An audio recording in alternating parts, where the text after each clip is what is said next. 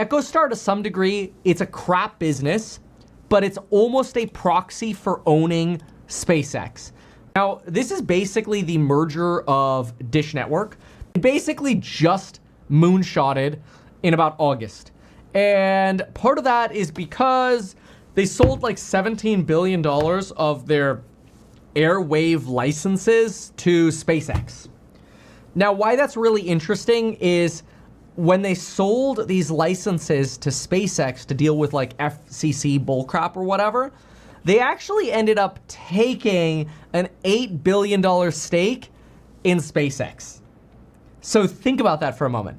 They sold $17 billion of licenses. They took $8.5 billion of cash, about $8.5 billion of SpaceX stock. Okay, that was before they talked about this $800 million funding round that SpaceX is doing now for employees as a secondary. And it's certainly before the $1.5 trillion IPO potential for SpaceX in 2026.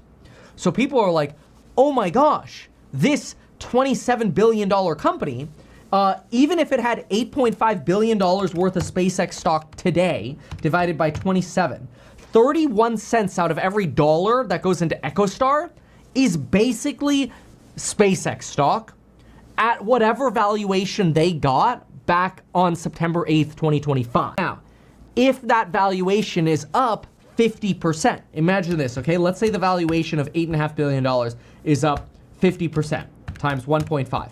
That means the SpaceX stock they own is $12.7 billion. $13 billion is almost half of this company, which means about 50% of every dollar that goes into EchoStar is essentially SpaceX.